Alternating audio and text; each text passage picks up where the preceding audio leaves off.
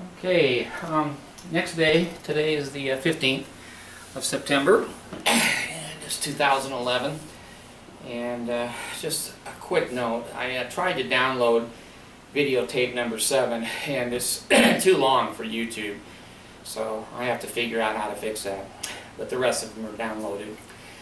I wanted to be kind of summarizing, I guess, the road to atheism that I've taken, and so that people, myself, looking at it can understand. As I've mentioned before, there were many cracks in the doctrine of the Mormon Church. There were many misrepresentations in the Mormon Church. I was always told that we didn't have any paid ministry, and we do. From President Hinckley on, the general authorities have all gotten six-figure incomes, plus full retirement, and plus their children get to go to BYU for free, and it goes on and on. When I started seeing some of the financial difficulties, Desert News laying off 60, 100 people, and then having to move out of their brand new building and take up space with another retailer. When I saw Beneficial Life Insurance Company bankrupt, owned by the Mormon Church, when I saw the Mormon Church selling 500 radio and TV stations in the United States to raise money, when I saw the Mormons building City Creek Mall at $3 or $4 billion, a couple of days ago, from the time I recorded this, 35,000 acres owned by the Mormon Church by the Great Salt Lake was purchased by Kennecott Copper because the church needs money. BYU has a hiring freeze. They haven't hired in the last year or two, and many people at the church office building have been laid off. The garment distribution centers where they used to have people come in and buy their garments, they're pretty much disappearing, and Deseret Book now does all the garment purchases for the members of the church. So the list goes on and on and on. To belittle it is silly. If you're interested, go look on the internet. If you're not, turn the camera off and give them 10% of your income and build them all. I don't care. I frankly don't care. But I want people to know I wasn't offended. No one ever insulted me or my children or family, and I wasn't driven out of the Mormon Church. I thought my way out of the Mormon Church. And of course they're going to say, well, you're too smart, you're too intellectual, you have to be more spiritual. Well, be that as it may, cults all have phrases designed to deflect any truth. And I don't care if it's Jim Jones, or it's the Hare Krishnas, or that it's the Moonies, or whoever else owns a cult. That's how they work.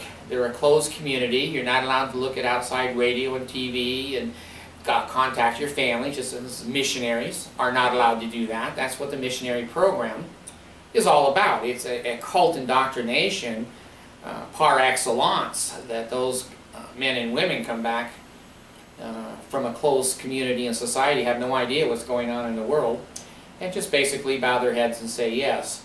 I've seen the temple ceremony change many times over my lifetime. I remember going to the temple and promising with the penalties that I would have my throat slit and my guts torn out and slit if I ever divulged any of the things about the temple ceremony. That was done away with in the 90s because the members of the church eventually go, what's wrong with this picture? I was a temple worker in Los Angeles, and I remember one day I came in to do the 5 points of fellowship at the veil, bringing people through the veil, and the temple president said to me, we don't do that anymore. I said, oh really? He said, no, this is how we do it. I said, why not? He said, well, some of the women in the church are kind of feeling like maybe they got the 6 points of fellowship, and they were uncomfortable. Well, I guess Jesus appeared to the prophet and said, well, you don't have to do the 5 points of fellowship. So I've seen child molestation and spousal abuse all swept under the carpet. I've seen church bishops who are supposed to be mandated reporters not reporting and allowing elite members of the church getting away with all kinds of things. I've seen the welfare program. I knew one state counselor in Newbury Park who owned a, he wasn't a state counselor, or he was a counselor in the state presidency. He owned a Shell gas station in Thousand Oaks, and he ran out of money, and I remember the church gave him a check for $10,000 to fill his gas tanks up so that he could pump gas and make his business go. So I've seen bishops turn very hungry people down, very good people down, and of course everyone hearing this is going to say, well, David didn't know what the whole story was, and there's some truth to that.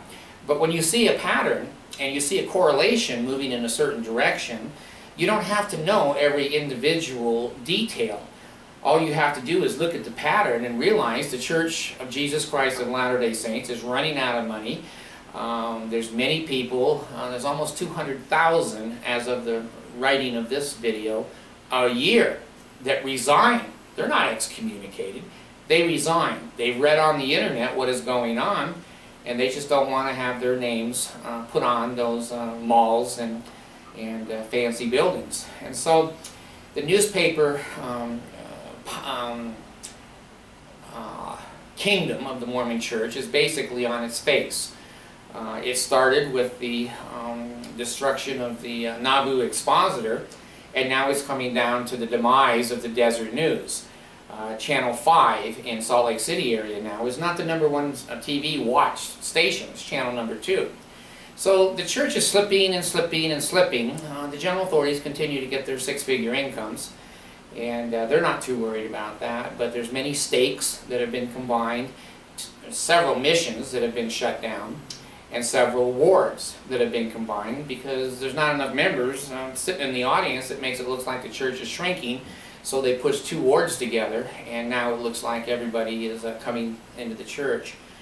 The missionaries are way down. I think it was, I forget if it was 2 or 3 average converts and years ago, and now it's less than 1.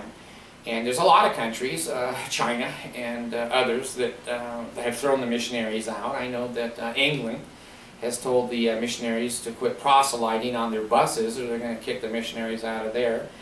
And so anyway, the moral of the story is that I didn't take these things slowly or lightly. I knew my eternal salvation was hooked to my decision. I knew I would lose family and friends and children and protections of the welfare system and friendship and socialization. I knew all of that. But I also knew I had to be honest with myself. And what you see with me is what you get. Many people don't like that. Tough. Tough.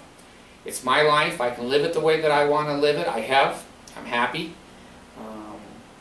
If I had to do it over again, I'll put it on tape. I wouldn't have many of the children that I have. And I'll say it a second time, so those that hate me can really say, see, that's the kind of person he is. Well, they need to take a look at the kind of person they are. Maybe I wasn't a good father because of inexperience, bipolar, and the Mormon Church. But you know what? Many of my kids are not good kids. They're not loving, they're not supporting, they're not kind. In fact, I've got several of them that are just, and I'm going to keep it politically correct on here because you don't know who's watching. There's some that are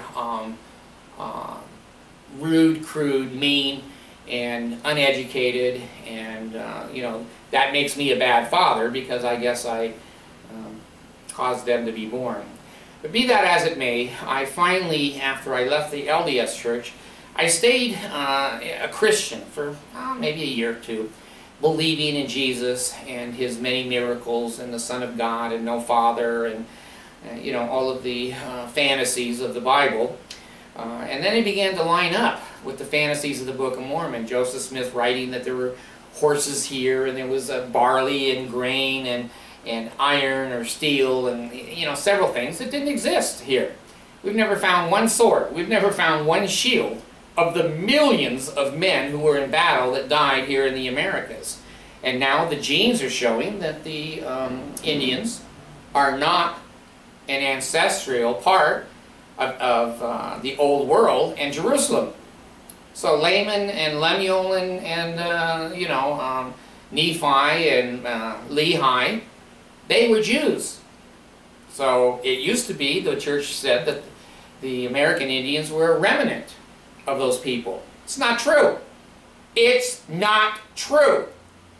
The genes show Asian genes in the American Indian, not Jewish.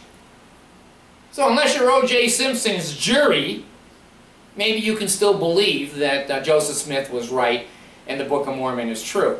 It's not. It's false. The DNA shows it is false. We haven't found any archaeological evidence. In 175 years, the Book of Abraham can now be read because we know Egyptian. It's a fraud. And Joseph Smith and his polygamous, philandering ways with 14-year-olds is not something I want my name on. So I left the church, resigned, and then I began to look into Christianity. And I'm going to stop this tape because I got to keep them at the length that YouTube will take them. So let me stop it, start again, and I'll finish going from the Mormon Church into atheism. Thank you.